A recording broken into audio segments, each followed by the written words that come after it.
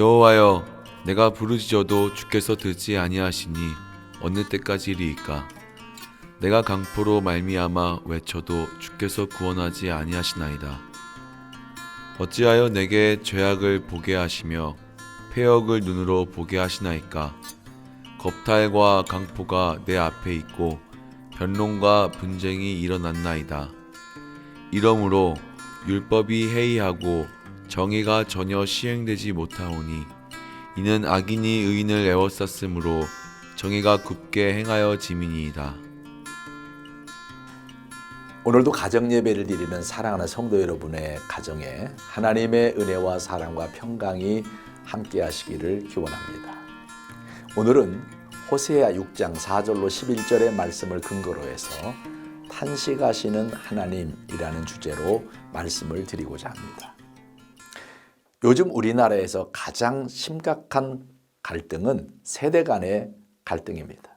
그 이유는 빛의 속도로 변화된 현대 사회의 탈바꿈 때문입니다. 다시 말하면 빠르게 변하는 환경 속에서 교육도 달라지다 보니 시각이 달라지고 있기 때문입니다. 우리 세대만 해도 반공 교육을 받았는데 젊은 세대는 진보적 교육을 받고 자란 세대입니다.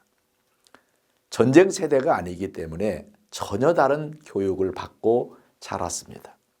우리 세대는 학교에 가면 교훈이나 구분이 성실과 근면이었습니다. 그래서 절약이 몸에 배어 있었고 돈만 생기면 저축을 했습니다. 그러나 요즘 세대는 그렇지 않습니다. 불편하면 못 견디는 세대입니다. 그뿐이 아니라 우리 부모님들은 자녀들을 생기는 대로 낳았습니다.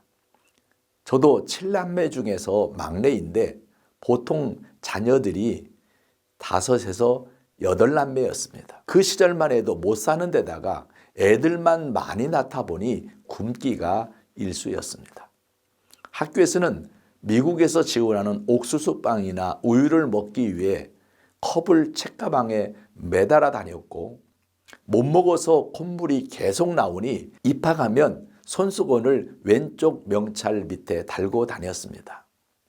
과외라든지 학원은 생각지도 못하고 가정교사가 있었는데 대부분 공부 잘하는 가난한 집 아이들이 부잣집에서 숙식하면서 가르쳤습니다. 그때는 가난한 집 아이들이 공부를 더 잘했습니다. 요즘은 돈이 공부를 만드는 시대가 되었지만 과거에는 가난한 집 선비들이 공부를 더 잘했습니다. 먹을 것은 없는데 아이들만 많다 보니 정부에서는 피임을 권장하게 되었고 둘만 낳아 잘 기르자고 하다가 하나만 낳아 잘 기르자라는 정책의 영향으로 어느덧 가정에는 아이들이 하나나 둘밖에 없는 시대가 되었습니다. 그러다 보니 모든 것이 아이들 위주로 살게 된 것입니다. 먹을 것이 있어도 어른들을 먼저 주는 것이 아니라 아이를 먼저 챙기면서 살았습니다. 그 결과 이제는 자식이 우상이 되었습니다. 요즘 자녀들은 이기적이 될 수밖에 없습니다. 고3 자녀가 있는 집은 1년 내내 숨도 제대로 못 쉬고 아이들은 공부에 어려서부터 시달림을 당하는 노예가 되고 있는 실정입니다. 이제는 세상이 너무나 많이 달라졌습니다. 결혼에 대해서도 필수라고 생각하지 않습니다. 젊은이들은 즐기면서 살다가 결혼하게 되면 하고 아니면 혼자 살겠다는 비혼주의가 자리를 잡게 되었고 어른들은 평생 희생만 하고 살았는데 돌아오는 것이 없으니 억울하다고 조론을 하는 사람들도 많아지고 있습니다. 현모양처라는 단어는 없어진 지 오래입니다. 모르는 것은 스마트폰 하나면 해결되다 보니까 돈 없는 부모는 거추장스러워지는 시대가 되었습니다. 놀이터에 가도 친구가 없는 시대입니다. 어려서부터 게임이나 기계와 소통하면서 사람과의 소통이 익숙하지 않은 세대가 요즘 세대입니다. 사람이 하던 모든 일을 이제는 기계, 로봇이 하는 시대입니다.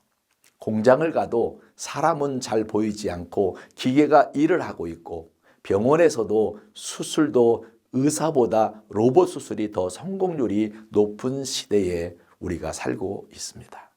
앞으로는 로봇에게 감정을 불어넣어서 로봇과 사는 시대가 올지도 모르겠습니다. 가족주의에서 이제는 개인주의로 탈바꿈하는 시대입니다. 그래도 부모는 자식에게 기대를 걸 수밖에 없기에 자식 뒷바라지에 허리가 휘도록 수고하는 부모가 있고 아예 책임이 두려워 결혼조차 포기하거나 아이를 낳지 않는 사람들이 있는 것입니다. 우리들 세대에서 생각해 보면 탄식할 노릇입니다. 충과 효는 찾아볼 수 없는 시대가 되어버린 것입니다. 자식이 많으면 이 자식이 좀 부족하면 다른 자식이 잘하면 되지만 하나밖에 없는 자식이 망나니처럼 굴면 부모로서는 대책이 없는 것입니다. 그때 부모의 심정은 자식을 향해 도대체 내가 너를 어떻게 해야 하겠니라고 탄식과 고뇌의 소리를 할 수밖에 없습니다. 놀라운 것은 그런 자식을 가진 부모의 입에서 나올 수 있는 말을 지금 하나님께서 이스라엘과 유다에게 탄식과 고뇌의 말을 하고 있습니다. 바로 오늘 본문 4절에 나오는 말씀입니다. 에브라임아 내가 내게 어떻게 하랴 유다야 내가 내게 어떻게 하랴 이 말씀입니다. 정말 못나고 한심하게 짝이 없는 자기 자녀를 두고 안타까워하시는 하나님의 심정을 표현한 말씀입니다. 그렇다면 도대체 북이스라엘과 남유다가 어떤 모습으로 하나님을 섬겼기에 하나님께서 탄식하셨을까요? 사랑이 없는 신앙생활을 했기 때문입니다. 인애와 긍휼이 없었기 때문입니다. 하나님은 제사와 번제보다 인애를 더 원하시는 겁니다. 호세아 6장 4절에 보면 에브라임아 내가 내게 어떻게 하랴 유다야 내가 내게 어떻게 하랴 너희의 인애가 아침 구름이나 쉬 없어지는 이슬 같도다라고 탄식하는 모습을 볼 수 있습니다. 신앙의 기본 성품은 인애와 긍휼입니다. 예수님도 바로 인애하신 구세주이신 것입니다. 또 하나님의 직분을 받은 자가 악한 일을 일삼는 것을 보고 하나님은 탄식하십니다. 악을 행하는 길르앗과 세겜에서 살인하는 제사장 그리고 음행을 하는 에브라임을 향해 이스라엘은 더럽혀졌다고 탄식하셨습니다.